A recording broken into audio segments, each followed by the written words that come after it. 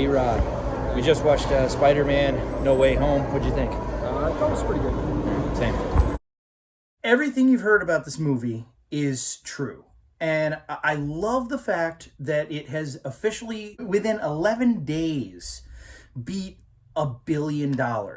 That's insane. And it's great for a barrage of different reasons, okay? Number one, it's fantastic because it's like, yes, focus on a good story. Chill with your message. If you're going to do fan service, make it relevant, make it well written. Take some time to think about how you're going to incorporate it. These are the results. And don't get me wrong, it does help the fact that it's been a culmination of like what now is almost 20 years of Spider-Man. I am going to get into spoilers about this. I'll warn you first, though. I'm not going to, be a dick about it. The other thing that is awesome about this, this is going to do wonders for movie theaters. I have always liked Tom Holland as Spider-Man. Whether he's my favorite, apples and oranges. I know that he's not some people's favorite because he didn't have to go through as much of a crucible as the other ones did, or he came across as too youthful or something like that. Me personally, I never really had any issue with it. I also think that it was smart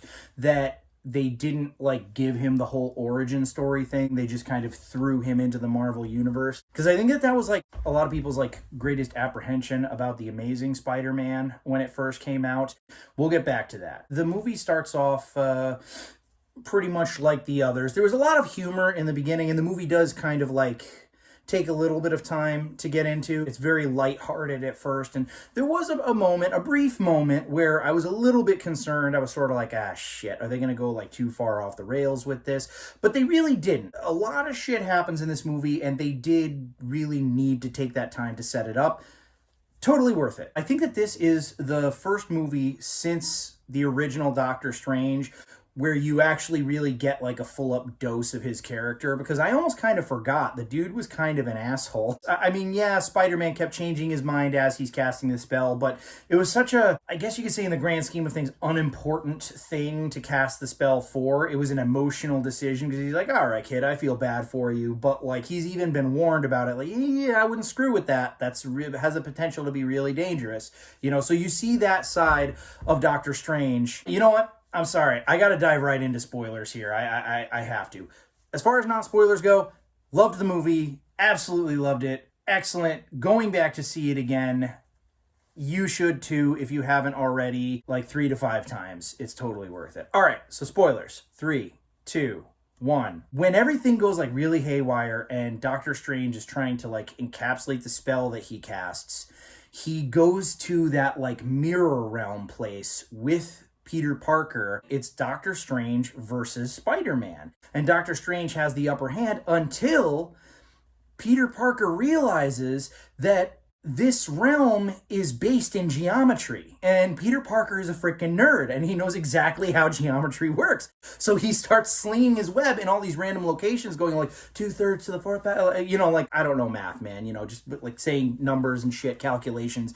And then he gets Doctor Strange perfectly tied up amongst his own setting with all of Peter's webs. And it's holy shit, that wasn't even Spider-Man versus Doctor Strange. That was Peter Parker versus Doctor Strange. Peter's reasons for doing what he does are very benevolent. Arguably, maybe even more so benevolent than the previous 2 Spider-Men, who, by the way, both do come back. When they showed Doc Ock in the trailer and they showed the Green Goblin's explosive device, it's sort of okay, you cannot do something like that and then not bring back the first 2 Spider-Men.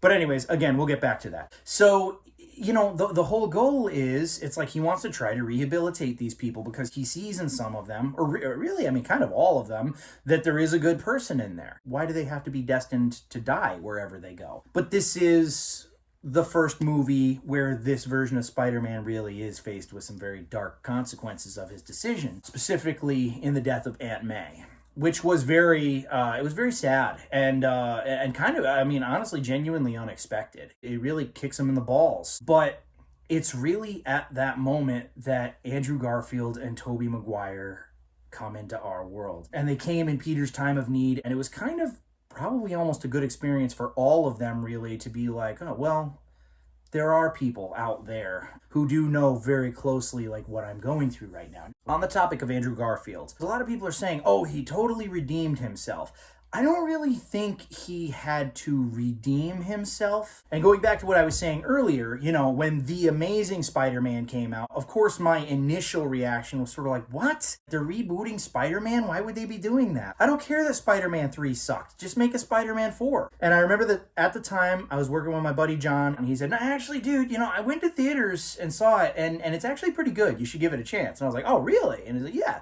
And I thought that the decision that they made to have the lizard in it was a smart one, because that was something that was really kind of left open-ended, or something that they never really did anything with the Tobey Maguire series. Yeah, the first Amazing Spider-Man I thought was just fine. It really wasn't until The Amazing Spider-Man 2 that they dropped the ball. Even then, there were like snippets of that movie that were really good, like the decision to kill Gwen Stacy. That was a ballsy choice. Jamie Lee Curtis Fox. Jamie Foxx's, Electro. It wasn't his fault, obviously, because he's a fantastic actor. And by the way, he's a lot better in this movie. But the way his character was written / directed, it was kind of like a goofy 90s, like he belonged in the same universe as like the Batman and Robin Bane or something like that. Maybe not like quite that bad, but it wasn't... There was no like depth or anything, and it's like if you're gonna take the story in such a serious, dark direction, it's just like you didn't mesh those two things really well. Anyways, I don't really think that he, as an actor, really needed any redemption. I think that, similar to Tobey Maguire's Spider-Man, once a crappy sequel came out, they just gave up on it. Instead of just saying, okay, well, we'll take notes and do a better on the next film, they were just like, oh, okay, well, we're done with that, scrap it. And I think that that's quite foolish on both counts, actually. So yeah, no beef with Andrew Garfield whatsoever. And yes, he was amazing in this movie, an Amazing Spider-Man. They did more with him, arguably just because of how his movies were perceived. And they're so self-aware about it, but it's in such an organic way that they're having a conversation where Tobey Maguire is talking about basically fighting Venom. I fought this, you know, parasitic alien, and Peter Parker's like, oh, I fought a purple alien, but we were in outer space and stuff. And Andrew Garfield's there like, yeah, I didn't fight any aliens. I'm the worst Spider-Man, like kind of a thing. And they're like, no, you're good, dude. Come on, say it, I'm amazing. And then he was like, I'm amazing. He's like, thanks, guys. I needed that. It's perfect. There's a very huge decision that is made at the end of the movie where Peter Parker, basically, in order to piece back together everything, the complete and total mess that he made, Doctor Strange will cast a spell where literally nobody will remember him, which sucks. So the movie really does kind of end with him getting his own apartment, and then you see him, he's back to wearing his old original Spider-Man suit, pre-Tony Stark's amped up Iron Man Spider-Man suit. It seems to me that, you know, they're kind of done. They really went out with a bang with this one. But given the box office return, I would not be at all surprised if they did another one. Hopefully, Hollywood, pay attention, because this was good. This was a step in the right direction. Keep it coming. Wait, I was just about to end this video. I just wanted to say one tiniest complaint. Obviously, Andrew Garfield, part of his whole like redemption curve is that he saves Mary Jane from falling, which a lot of people theorize, myself included. It was really more or less with the way that it was filmed, because you see him as she's falling like on one of the lower levels, and it kind of cues you in like, yeah, he's gonna save her. Personally, I think it would have been better if they had focused on Tom Holland, where he's flying down to try and grab her, but she's falling too fast. She gets away, and it looks like she's gonna die. And then all of a sudden, like last second, Andrew Garfield swings in and gets her. I feel like if it had been filmed that way, it would have merited more of like, kind of like an applause or something like that. I don't know. Again, total nitpick. Spider-Man No Way Home, absolutely excellent. Everything that you've heard about it is 110% true, and I highly recommend it to anybody and everybody. That's all she wrote.